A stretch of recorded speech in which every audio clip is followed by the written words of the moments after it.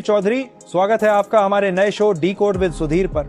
तो Donald Trump की दादागिरी का असर अमेरिका पर उल्टा पड़ना शुरू हो चुका है। 50% टैरिफ लगाकर जो अमेरिका फर्स्ट वाली दादागिरी दिखाई थी, वही अब ट्रंप के लिए सिरदर्द बन चुकी है। ट्रंप ने सोचा था कि 50% का भारी भरकम टैरिफ भारत की कमर तोड़ देगा, लेकिन मोदी जी ने जो रणनीति अपनाई उसने पूरा खेल ही पलट दिया। हुआ यूं कि भारत ने अमेरिका पर निर्भर रहने के बजाय अपना पूरा एक्सपोर्ट रूट ही बदल डाला।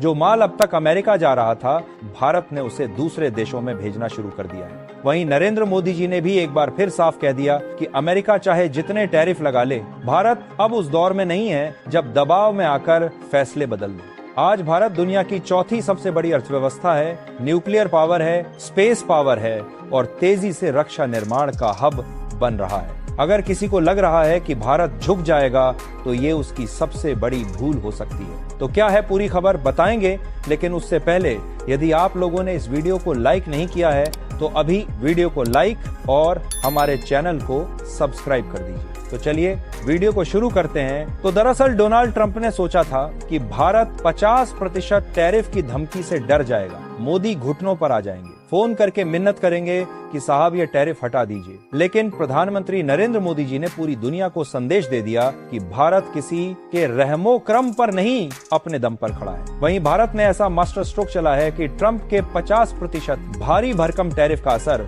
भारत की अर्थव्यवस्था पर नहीं, बल्कि खुद अमेरिका के बाजारों पर दिखाई देने लगा है। अमेरिका ने सोचा था कि यह भारी भरकम टैरिफ भारत की कमर तोड़ देगा, लेकिन भारत ने अमेरिका पर निर्भर रहने के बजाय अपना पूरा एक्सपोर्ट रूट ही बदल दिया।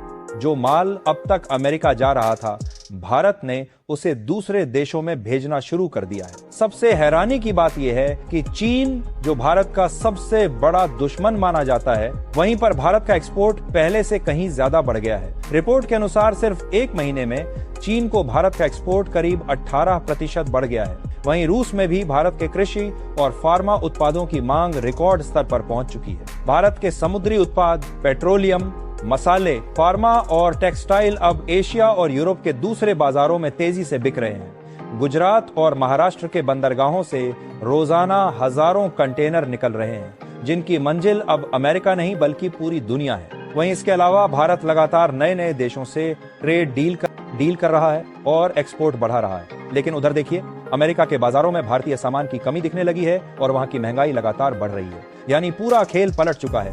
टैरिफ का असर जिस भारत पर होना था, वो अब अमेरिका को भुगतना पड़ रहा है। यानी कि मोदी सरकार ने दुनिया को दिखा दिया है कि भारत किसी के दबाव में नहीं झुकता। एक तरफ जहां डोनाल्ड ट्रंप अपनी टैरिफ नीतियों से खुद की अर्थव्यवस्था को कमजोर कर रहा है, वहीं दूसरी तरफ भारत अपनी रणनीतियों से दुनिया का ध्यान खींच रहा है। गुजरात और तमिलनाडु में नई नई चिप फैक्ट्रियां बन रही हैं। एप्पल, सैमसंग और माइक्रोन जैसी दिग्गज कंपनियां भारत में अपने मैन्युफैक्चरिंग हब खड़े कर रही हैं। रिपोर्ट के अनुसार भारत का विदेशी मुद्रा भंडार 700 अरब डॉलर से ऊपर पहुंच चुका है और कई मौकों पर भारतीय रुपया डॉलर को कड़ी चुनौती देता दिख रहा है। दरअसल डोनाल्ड ट्रंप ने सोचा था कि इससे अमेरिका की अर्थव्यवस्था मजबूत होगी और लाखों नौकरियां आएंगी, लेकिन हकीकत में हुआ इसका उल्टा। टैरिफ से अमेरिका को आय तो हुई, लेकिन उसका बोझ सीधे अमेरिकी उपभोक्ताओं पर पड़ा।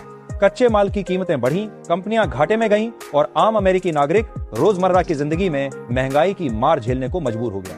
इधर भारत पर भरोसा जताते हुए जापान ने एक ऐतिहासिक फैसला लिया। जापान ने भारत में 10 ट्रिलियन येन यानी करीब 68 अरब डॉलर का निवेश करने का ऐलान कर दिया, क्योंकि जापान भारत को सिर्फ मैन्युफैक्चरिंग हब नहीं बल्कि चीन के खिलाफ रणनीतिक साझेदार के रूप में देख रहा है। सेमीकंडक्टर्स, इलेक्ट्रिक वाहन, हाई स्पीड रेल, स्वच्छ ऊर्जा और यहाँ तक कि एआई और रोबोटिक्स तक हर जगह जापान भारत के साथ कदम से कदम मिलाकर चलना चाहता है। दरअसल अमेरिका सोचता था कि भारत उसके बिना टिक नहीं पाएगा, लेकिन असल में ट्रंप का हर वार भारत के सामने बेअसर हो रहा है। अमेरिका भी अब समझ चुका है कि भारत का ट्रेड और व्यापार पर रुख अड़ियल है और सबसे अहम बात, भारत झुकने वालों में से नहीं है। वहीं पीएम मोदी ने ट्रंप को भी सीधे शब्दों